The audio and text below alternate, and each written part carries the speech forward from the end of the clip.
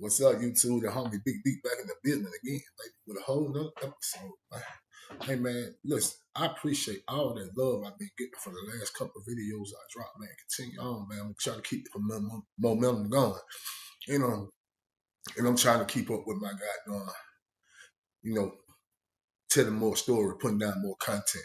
I got to get on my grind, man. A lot of stuff that I was dealing with is starting to goddamn ease up, be behind me. So I'm gonna get in front of this camera and tell you a story, man. So this is a story about some people never learn and greed. So let me go ahead, before I do start this story, let me go ahead and say this, man. I need y'all to like, subscribe, comment, share the video, man. It's not gonna cost you one Japanese yen. Young, one Japanese yen, man. But yeah, man. So like I said, man, some people never learn their lesson, man. And a lot of time when we have people that continue to do the same thing over and over again and keep bumping their head, it always comes back to the punishment don't outweigh the gain that they feel like they're going to get from taking the chances that continue to goddamn fail. And it will follow the same script. It will never get off goddamn off course. They thinking just because I do it a different way this time, maybe it's going to work. But the means always come to an end, and it always got down fall flat on your face. Also, there's a story about greed, how you have people that want more than they need. You have a person with, like in today's world, in society, you have people with everything at their feet, but they want what they don't need just to say that they have it. You know what I mean? And just because it's attainable or they feel like it's attainable. And they really to goddamn tear down everything they build just to get what the thing that they don't need, just to say that they got it. In prison, everything is magnified times 10. Meaning your bullshit is always going to be in the forefront for everybody else to see.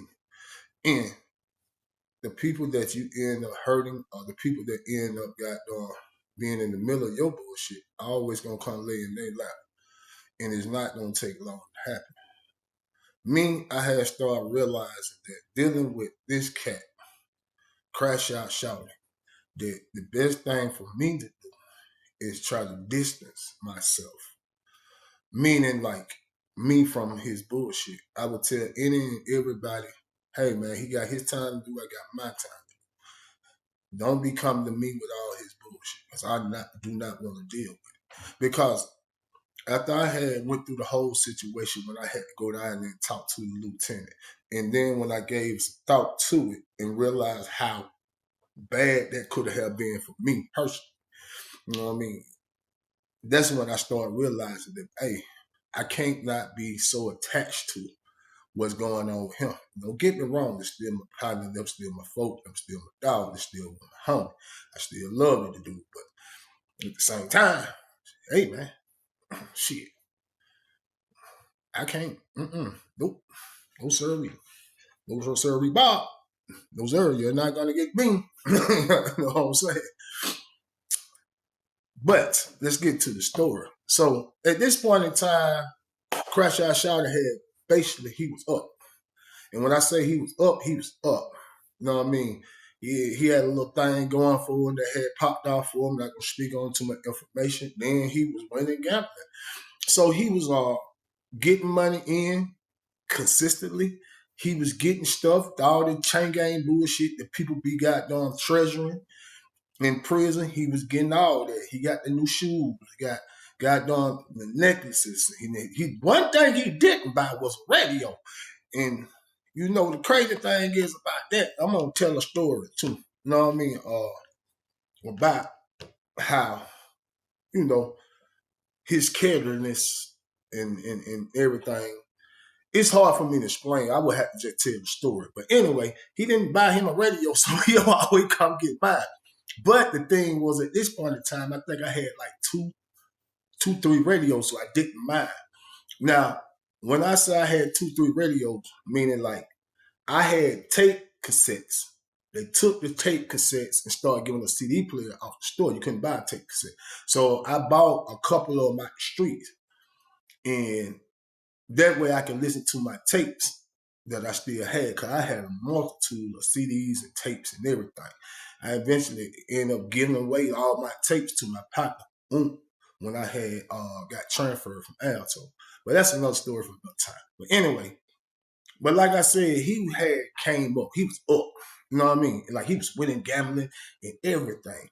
But enough is never enough for a person of his personality. Because he feel like if I got 2 locker boxes, I want 3. I want 4 or 5 locker boxes. I want 5, 6 pair of shoes. I want all the BS I can get in prison. He had messed around and bought him a necklace out the street. Somebody had stole somebody's necklace. He ended up purchasing it for like $50, $60 or whatever it was. I do not remember. Take that back. I do remember, because it was about $50, $60, i.e. the extortion thing. So it was another young cat that he had started kicking it with in the dormitory. And before anybody say, no, the dude was not a boy. You know what I mean? He was from Savannah, Georgia, but he was a little skittish. You know what I mean? And when I say skittish, that he was kind of like on the hush hush. He was like, because he was young. You know what I mean? So he was like, it's some dudes in there from Savannah, but he was a anomaly that he didn't kick them. You know what I mean? He really kicked it around dudes from Atlanta, because I think he said that people used to be like frequent up there. But for whatever reason, him and Crashout Shawty was real cool with each other. They was straight, you know what I mean? Rocking with each other. And like I said, the young dude, he always went to the store all the time. Now, Crashout Shawty didn't never come to him and tell him pay for protection or none of that, because buddy, then he wasn't like that. You know what I mean? Like, he wasn't that scared. Meaning, like, he'll go. But, you know, like I said, he was a little skittish, because he don't know what's going on. You hear all these rumors about this place and about the people in this place. So you don't know who to trust and whatnot, but him and Crashout Shawty had built up a friendship. Crashout Shawty used to always let the dude like wear the necklace, because he used to get visitation a lot. But he also would let me wear the necklace when I go to visitation. That's the only time I ever wanted to touch that. But you were like, a necklace and little jewelry, stuff like that in prison, it means a lot. I don't know who you trying to impress. Yeah, I guess the females that were working on the floor. Hold up, Paul. Do y'all want me to do a story on when they start allowing females to work inside a male prison? I could do that story, because I could tell you what happened and how it happened and what happened, and when we start receiving female officers working on the floor. Just hit me up in the comments, let me know, man, and I will do that story eventually. You know what I mean? But yeah, so I don't know. I guess that to bring attention to yourself. So, like I said, well, Crashout Shawty, he didn't move around with the necklace on all the time. Now, when he dudes do weird stuff in prison, so I'm explaining to you this. Like when he get out the shower and put on his pajamas and his pajama pants, and we used to wear like these rayon shirts, like they silk. You know what I mean? Rayon t-shirts and stuff like that. He'll throw on the little jewelry and put the baby powder. For some strange reason, that made you the fly nigga in the dormitory when you did that. So he would do that, and dudes would even put on the tennis shoes and stuff. And he's walking around, goddamn, the dorm, you know, like that. Now, other than that, he would always let the young dude hold the necklace. I didn't like that. I'm going to tell you why I didn't like it. Because it gave off a look of something totally different than what it was. I remember T-Rail came to me and said, man, what the f going on with goddamn Shawty and little buddy from Seapo? I said, I don't know, bro, what you talking about? I said, nah, maybe what the nigga, man, a lot of folks saying around here saying, man, got done doing something too. I said, man, you know Shawty don't get out like that. He said, man, that's what I'm saying. He said, but the way it looks. And two, outside looking in, it looks that way. You know what I mean? And I even asked him myself, like, bro, what the fuck y'all got going on? And he was like, what you talking about, man? I don't look at that man like that, man. I said, man, Then this is when I start realizing what his ultimate goal was. He's like, nah, man, you know, little nigga getting that money in, folks. You know what I mean? I'm trying to clear up money just in case shit got no slow down for me, my little goddamn move. I said, oh, you trying to play steps ahead, chess, not checkers. That was he thinking. Because Crashout Shawty was very good at chess. You know what I mean? Now, he would beat the shit out of you if you don't know what you're doing in chess. But there's levels to it. Understand something. You can play chess, but you always got on the checkerboard. You know what I mean? So I was sitting there looking at it like, I said, okay, you know what I mean? You thinking 10 moves ahead. Is that what you're trying to tell me? I said, yeah. I said, well, but you got enough money sitting on your books. You got enough money into like the dormitory. You got enough money everywhere to, you know what I mean, to hold you over if you just be more careful about what you're doing and quit buying all this bullshit out the street. He said, but you do it. I said, I do it because mine's always going to come. And mine consistent. I said, but I'm not digging in the pot the way he think I was dealing with the pot. I promise you I wasn't. You know what I mean? And I don't even want to mention help. I had people outside of my people on the street that had, you know, movement, had some motion out there. And every time they see my mama, they would drop bread on my mama.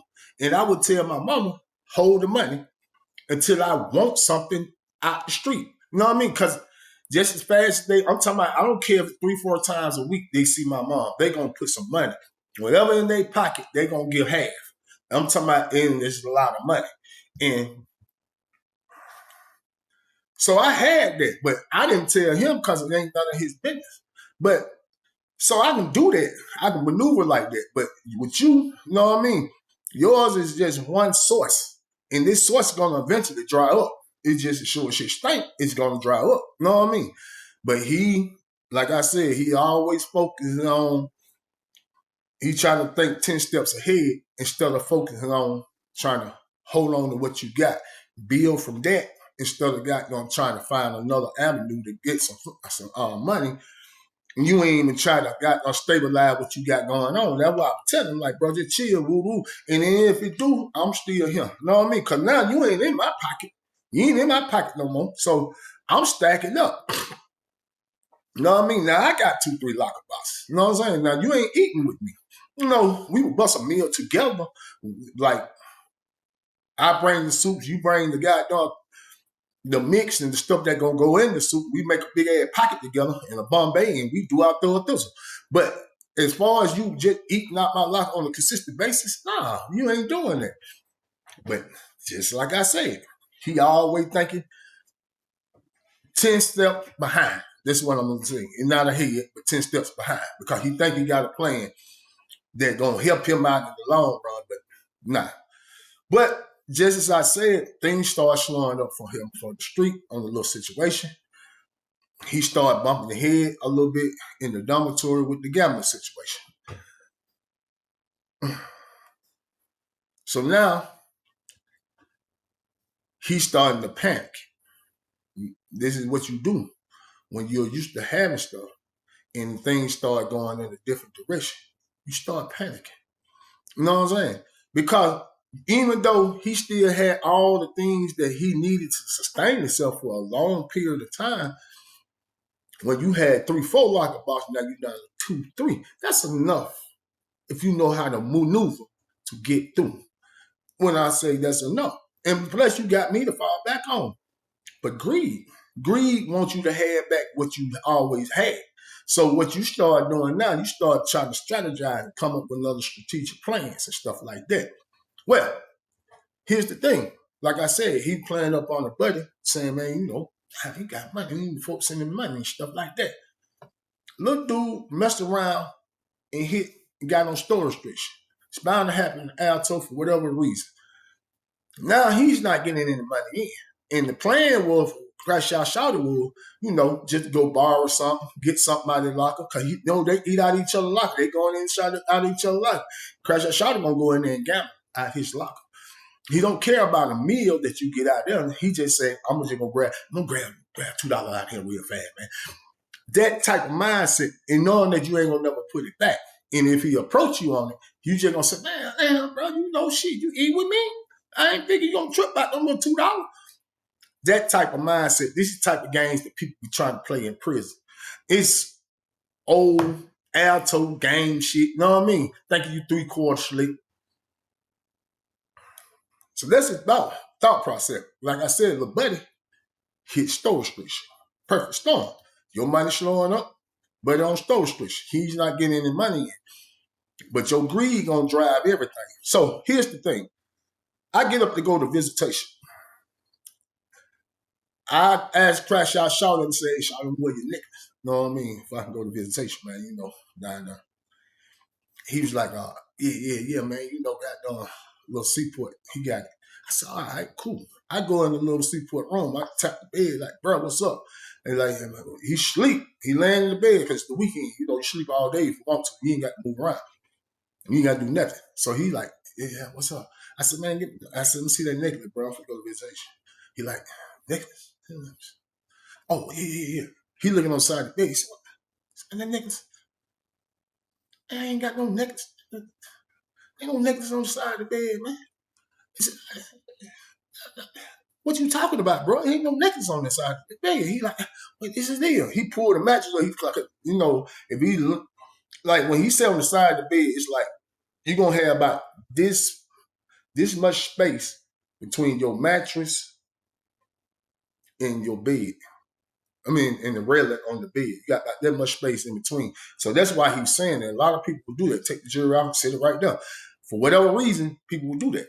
You know what I mean? You just don't feel like going up there, opening up your locker box and put it in. You had it laying down, take it off, just lay it right there.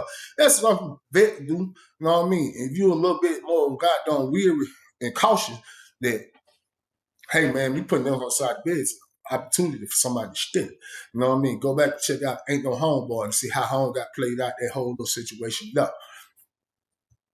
But yeah, people would do that. I'm looking on the side of the bed, and he gets up out the bed. Now he flipped the whole mattress back, trying to see did it slide on farther down. Now, mind you, there's holes up under like the racks of the bed, like a little bit of like a little hole. Like there's little holes all over there. For whatever reason, I guess I can't tell you why they beds like that. You know what I mean? The metal bullet beds like that. And sometimes if you have something like that, it's small enough it'll slide. But the cross on that necklace was too big, but it still could have slid. But at least the cross would have still been there if he had a slid down. So now we waking up his bunk man. He bunk man like, man, I ain't seen no damn necklace, man. And went back to sleep. I said, man, you lame man. I said, man, I'm finna go visitation because these folks calling my name. So I leave up out of there. Boom. I come back from visitation. Crashout Shawty at this point, he don't woke up. He up there doing the whole chain gang, get fresh thing. We got a young lady working in the dormitory, so I guess he want to do his thing. So he come to me like, do you want to get the necklace? I'm like, bro, I ain't get the necklace from Shawty. He said, what the fuck you mean you didn't get the necklace? I ain't getting no necklace from him. I said, he couldn't find it. He said, shit, must have slid off his bed and bumped me with a trip. He like, nah, hell no, that nigga been up all night and all day. He ain't gave me nothing. I said, nah, he ain't gave me nothing.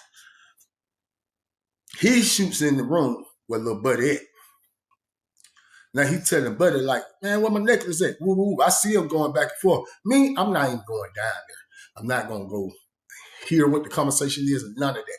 I went on to my room and got myself together, man. You know what I mean? Breakdown and all that.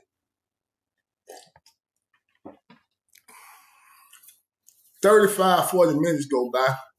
I'm sitting in the cut talking to Dub B. I said, man, I'm going to go down here and see this clown. What, Dub talking to Dub B? Nah, Dub B, me and Dub B went rocking with each other. Who the I was talking to? DK. I was talking to my partner, DK. And I said, man, I'm going down here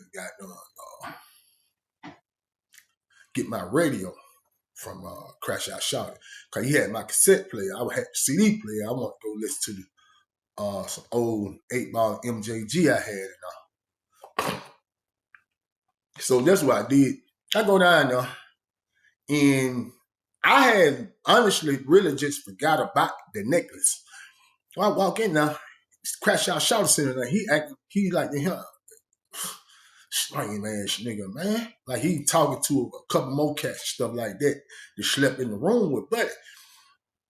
I walk in the room and like, hey bro, I'm get that hit, get the radio. And he's like, all right, go ahead. And so I grabbed him. So I'm finna walk. He said, hey, big boy. I said, what's up? He said, man, come here, man. I said, what's up? He said, man, this nigga talking about he can't find the necklace, man. I told you to quit getting that nigga that necklace in the motherfucker, man. Why would you continue to let him wear it? You know what I mean? With every kind of relationship y'all got, y'all married? I'm making a joke out of it. Niggas started laughing. You know what I mean? So what the fuck y'all got going on? Y'all married? You know what I mean? You lost a goddamn engagement. I'm confused right now. Like, I give a fuck. You know what I mean? So I'm finna walk out the room and say, man, come on, man. I'm dead ass for real, man. You over here playing with that bullshit, man. You know what I mean? All that old goddamn slick shit you be saying. I said, bro, listen to me. I told you. Why you doing that? You told me something that I didn't even want to hear. You know what I mean? So what you want me to do about it? You know what I'm saying? What do you want to do? You want to go shake the door down? You want to shake the door down and try to find that necklace? That's what you trying to tell me. So man, that shit gonna have to come up. I'm saying, did they take it from you? He said, nah, they took it from Buddy, right? Yeah. I would tell Buddy to go get the damn necklace or give you the money or something like that. And I push on. Now, I was wrong for that because I really set the stage for the story. I push up out the room because I don't even want to entertain this at this point in time, man. I go do my thing, right? As the day went on, Crashout Shawty eventually popped up in my room, shot down the bed. And I'm sitting up there talking to, I can't even remember. I was talking to somebody. And he sat down on the bed while me and Buddy were talking. And he should keep looking at me like this. I'm like, man, what's up, bro? He like, man, that nigga still ain't found that nigga, man. I went and looked in a few nigga lockers in the room and shit like that. People say they ain't seen nobody come in there and stuff outside of you, man. I said, what you trying to say? I stole the nigga? He said, hey, yo, nah, well, I know you wouldn't do no shit like that, though, man. I said, nah, man, but check this out. But he said he gonna give me the money for the niggas. I was like, yeah, you know what I mean? Okay, shit, that's what's up. Yeah, man, but I told the nigga, shit, I paid $100 for the nigga. I said, but Shawty, you paid me like $40, $50 for that nigga. He said, man, fuck that. That's the move. That gonna put me on top, you know what I mean? Get me back right. I said, but you ain't down right now. You already right. What is you talking about? Get the $40, $50, man. And you know what I'm saying? He said, but you know, he on Store Street, so they want to send the money to me. I said, oh, I see what this is. He said, what?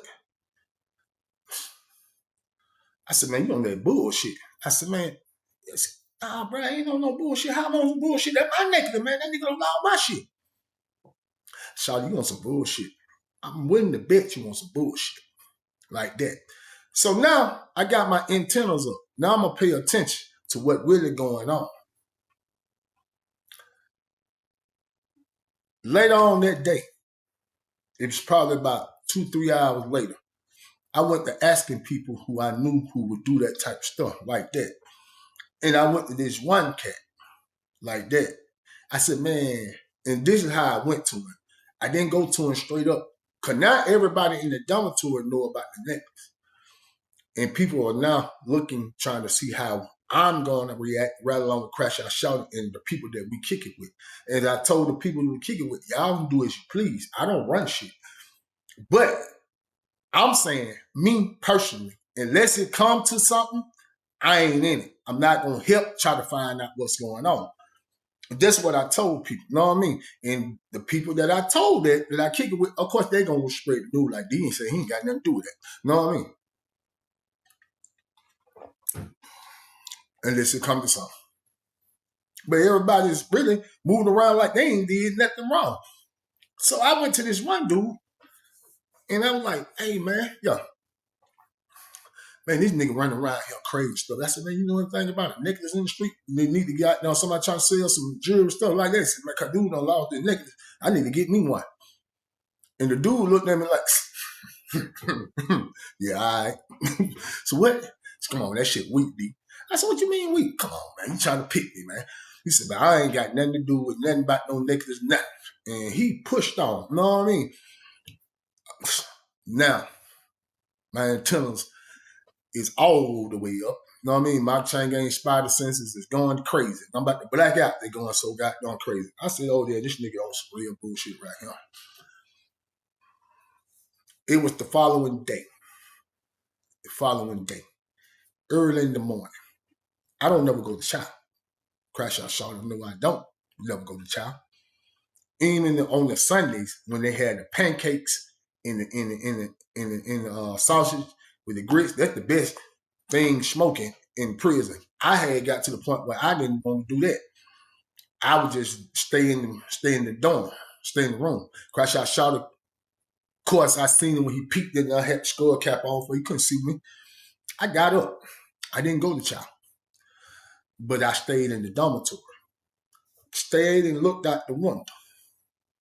Because where I slept at, you could look out the window and see the whole courtyard of that unit that we was in. And I seen it. When they went down the chow, they went out the front door, going down. I see Crashout Shawty shooting down the steps towards 15. It was a chick that he was cool with that worked our dormitory. He went down, he never came back out. I said, yeah, I figured as much. Peeked it, paid attention to it, seen what he was at going on. Now, the young dude, of course, he went to chow and stuff like that. He's naive. He don't know what's going on. I see Crashout Shawty come up the steps with a net bag, with a trash bag full of stuff. Boom. I said, I see what's going on. You know what I mean?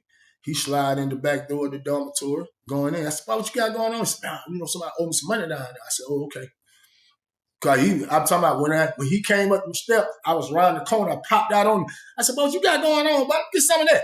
He like, but man, hey, this ain't all mine, bro. I'm just bringing this up here for somebody, man. You know what I'm saying? But he owed me some money and stuff like that. I'm finna bust it down and break it up now. And he gonna make it look like that. He gonna put stuff in different people. He gonna give stuff to different folks. But I knew what was going on.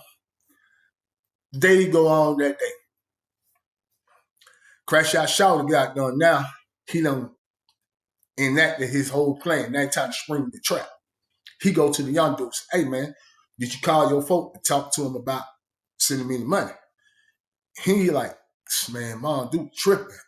Then the third, he said, man, you need to go ahead and get him this phone, man, to call Mom Duke, tell Mom Duke to get that money, man. I'm gonna have to do something to you, boy. I can't take that loss. And Sean like, damn, folks, it's like this, man. It's like that, my nigga. You know what I mean? I can't take that loss. I promise you I can't, but I'm gonna have to do something to you, boy. You know how this shit go in prison, man. You know what I mean? You gonna come up with that money, I'm gonna need either money or blood, bro. That's what's going on. Now, Crashout Shawty is betting on his reputation. That's what he's betting on, that he would crash out. Little dude, he don't know how this might go. You know what I mean? He don't know if we on the mall. He was in the dormitory when we punched on little buddy down there and got on death row. So he figuring like, man, I can't beat all these dudes. My homies ain't rocking with me. I really got isolated. I betted all my chips in with goddamn Crashout Shawty in his pockets. So that's what he was at with. He was like, man, what am I gonna do? You know what I mean? So I got to get this money. Fear is driving his decisions because he don't know how this gonna go. He thinking like, man, I'm gonna get mauled in him, man. These dudes gonna do me down bad. And plus, I done took something from dude, you know what I mean? And he gonna feel like nigga playing me, like you playing some games with me, bro. Mom dude tripping. So he gets on the blue box. The blue box is what the prison phone is. Like they be up against the wall. We call it blue box, obviously because it's blue.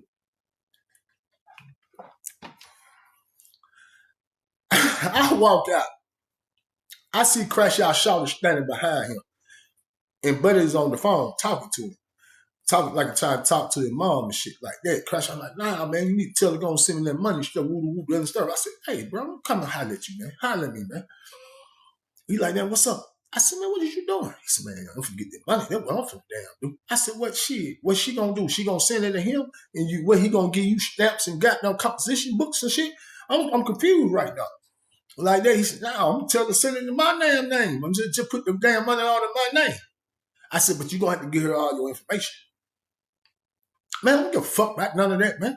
You know what I mean? Yeah, shit, the money gonna come. You know what I mean? But Buddy on the phone now, he talking about, hey, Crashout Shawty, him, man. She want to talk to you. He gets on the phone. He talking. It ain't his mom that he's talking to. He talking to Buddy's brother. And this is all I found out afterward after Crashout Shawty told me what was said. Basically, he was like, man, I ain't sending you shit. Who the fuck you is, pussy ass nigga? You know what I mean? You ain't trying to goddamn press my brother about some motherfucking money. No, nigga, we ain't sending shit. Don't be calling my mama talking about sending that. Whatever bullshit he got himself in, he don't have to figure that shit out. We ain't getting nothing. You know what I mean? And y'all do something to him. Hey, just know, I ain't nothing to play with. Like he's in the dorm across the street. Nah, nigga, you on the street. I ain't gonna ever go to stop. You ain't never see me. So that would Crashout shot bitch. Said, man, who the fuck you talking to, nigga? All right. So whatever happened to him, gonna happen to him. Just know it's y'all fault. He gave Buddy the phone back.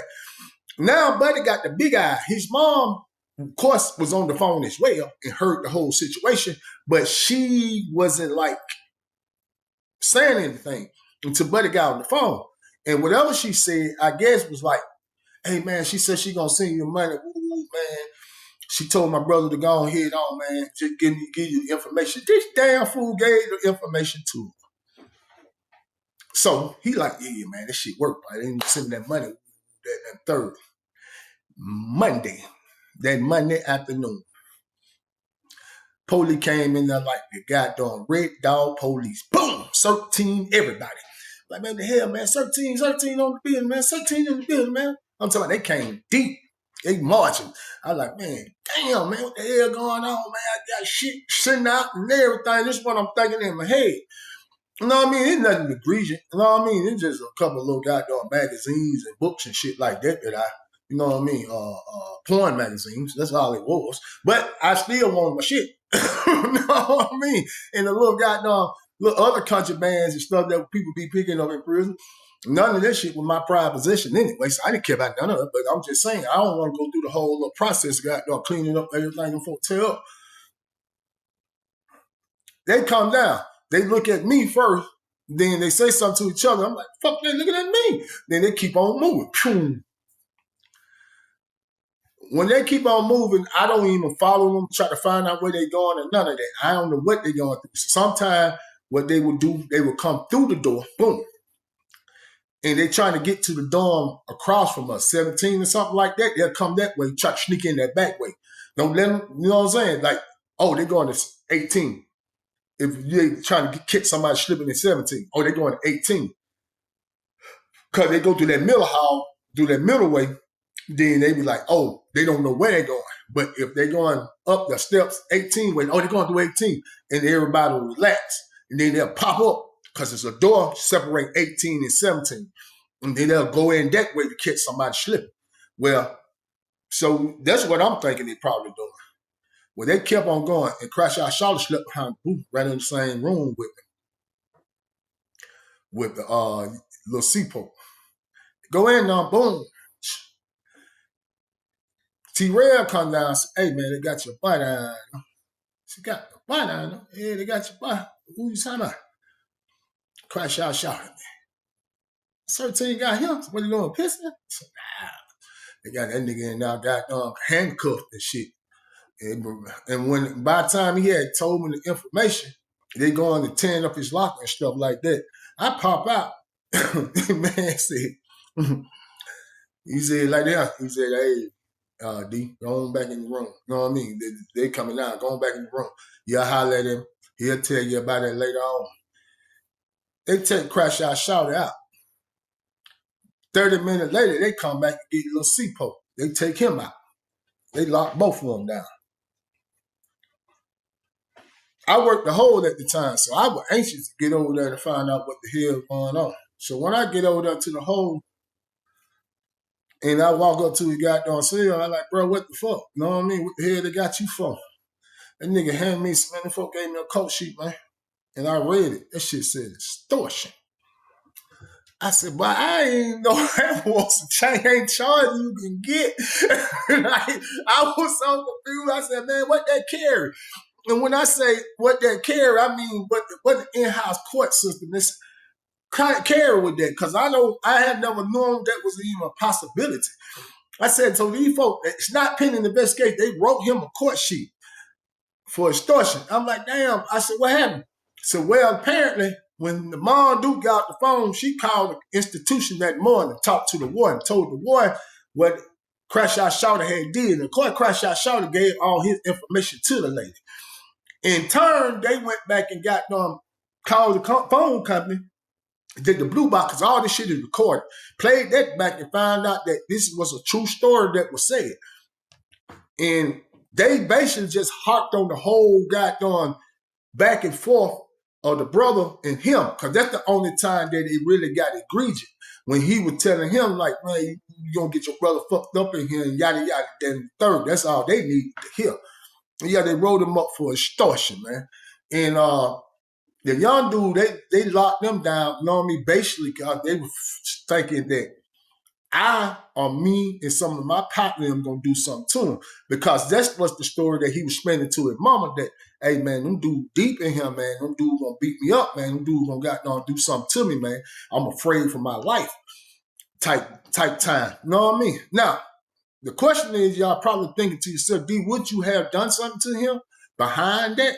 No, I would not have done that, because that wouldn't have had nothing to do with none of that. You know what I mean? I wouldn't even ask nobody to do that for me. I promise you I wouldn't, because I'm not going to allow somebody else to straighten up my bullshit. That's just not how I am. And I am not going to straighten yours up, because you did it wrong. Especially after I had put all the goddamn pieces together. So here's the pieces that I had put together.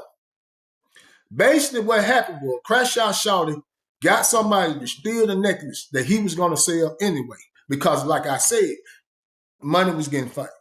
He done came up with a elaborate scheme to steal the necklace, sell it for basically what he got for it, what he paid for it, to get that money back. Because like I said, he don't go to visitation. He don't need the necklace. He just wear it in the morning, wear it when he in the dormitory. And then he gonna go back and got extort Buddy for $100 more. So basically, he gonna triple the profit for the necklace that he got that he had. You know what I mean? All that was part of his plan, plot, and scheme. Now he was sitting over there, and what he ended up getting for the charges was 28-day hold time, 90 days store restriction, 90 days visitation restriction, 90 days phone restriction. And the ultimate disrespect, they put him in a program called ITP. ITP is a intensive therapeutic programming, something like that. I can't, don't get me the line. You know what I mean? But what it basically is, you lock down, you are in this dormitory, thinking with G1, and you go through this program where they basically take you through diagnostic for damn near a year.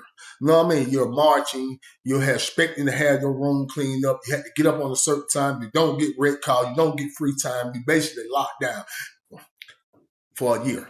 You know what I mean? I think it was like, well, I take that back, it's not a year, it's like 3 months. And if you mess up, you start back over. So he ended up doing 6 months. You know? But yeah, they sent him up to him. I remember we were laughing at him because we seen him out there marching one time. We was picking at him. We was on the small yard, on the small big yard. Let's just say that. And they was marching. They had them marching. It was like, yeah, look at Crashout Shawty. Crashout Shawty been out all these years. You still ain't diagnostic, John.